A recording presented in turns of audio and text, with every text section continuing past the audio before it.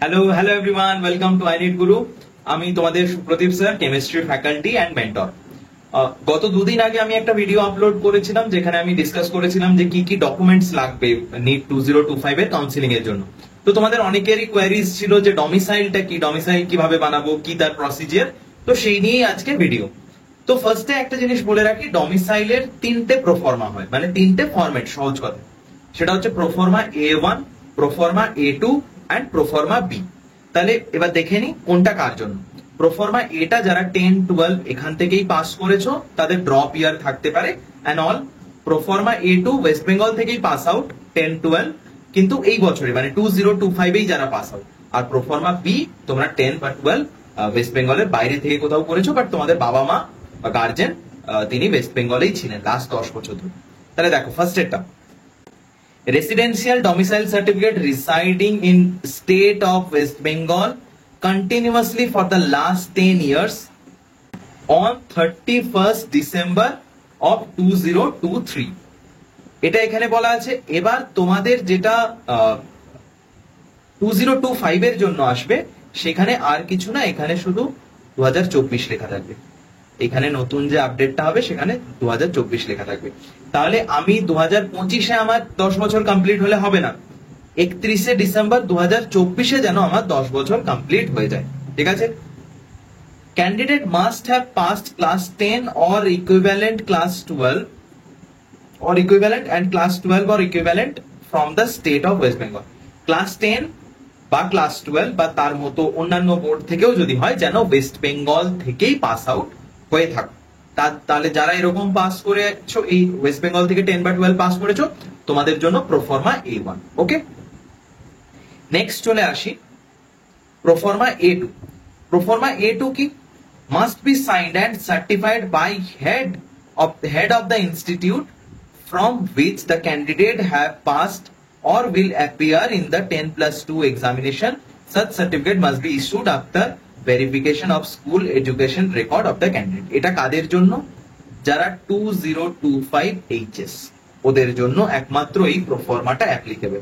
যাদের ড্রপ ইয়ার আছে তাদের জন্য কিন্তু প্রোফর্মা A2 নয়, প্রোফর্মা A1। যারা ওয়েস্ট বেঙ্গলে ক্লাস 10-12 পাস করেছো আর যারা HS 2025-এ দিয়েছো, তোমাদের জন্যই proforma A1, sorry proforma A2। এবার প্রোফর্মা বি তে চলে আসি।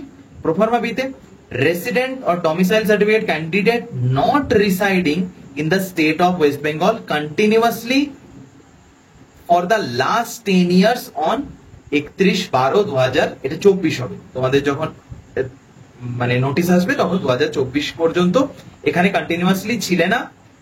that candidate have passed either class 10 or 12 both from outside West Bengal but whose parents are permanent resident of West Bengal having their permanent home address within West Bengal, living continuously for at least last 10 years in West Bengal on 31st December 2024 হবে তোমাদের।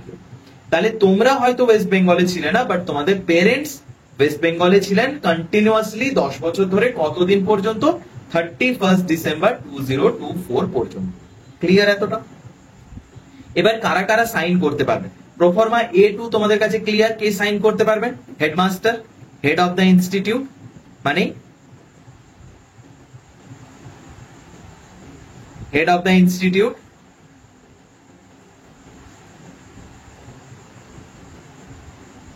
এই যে head of the institute, উনি sign করতে পারবেন। ঠিক আছে। এবার প্রোফর্মা A1 আর A2 এর জন্য কারা কারা সাইন করতে পারবেন দেখে নিন।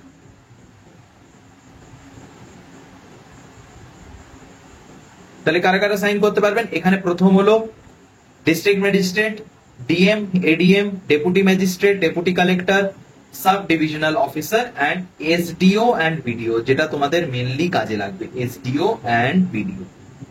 এই যে sub divisional officer and block developmental officer, ইনারা কিন্তু সাইন করতে পারবেন।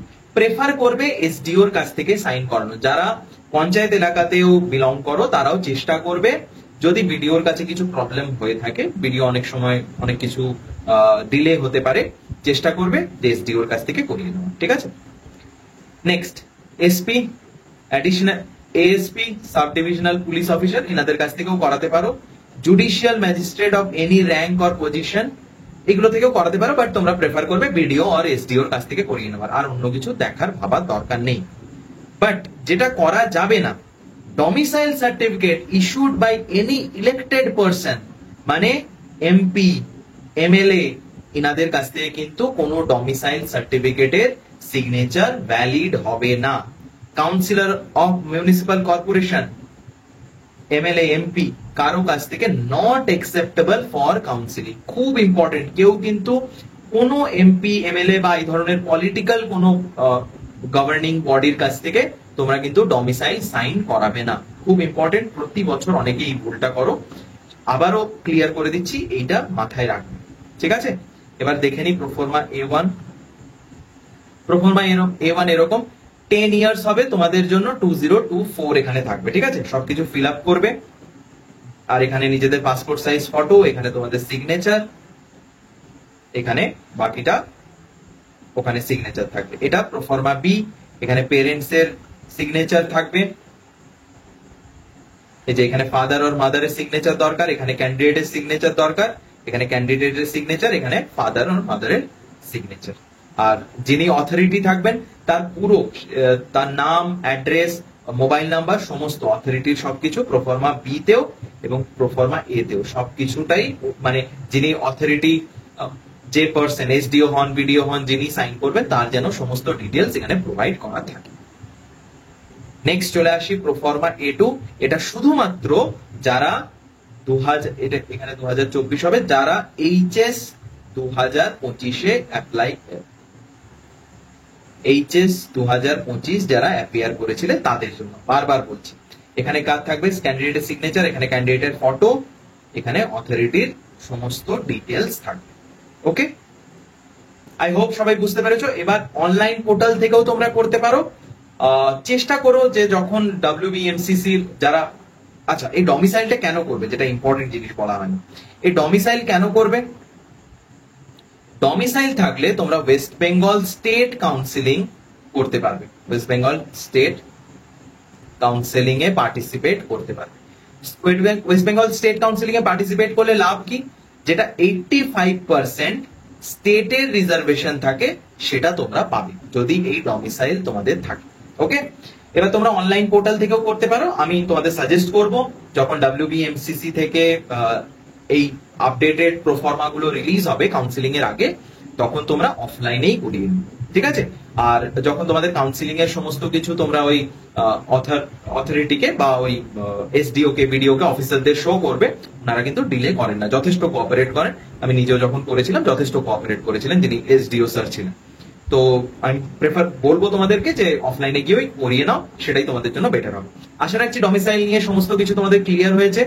কাউন্সিলিং রিলেটেড যা যা কোয়েরিজ থাকবে, তোমরা আমাদের হোয়াটসঅ্যাপ চ্যানেল আছে, যেটা লিংক আমাদের ডেসক্রিপশনেও দেওয়া থাকবে এবং পিন কমেন্টে থাকবে, সেখানে তোমরা সবাই জয়েন করো। আর তাছাড়া যদি কিছু কোয়েরিজ থাকে তাহলে তোমরা এই নাম্বারে যোগাযোগ করতে পারো, এই নাম্বারে তোমরা যোগাযোগ করতে পারো কাউন্সিলিং রিলেটেড যে কোনো কোয়েরিজের জন্য। চলো তাহলে আজকের জন্য এখানেই, দেখা হচ্ছে নেক্সট ভিডিওতে।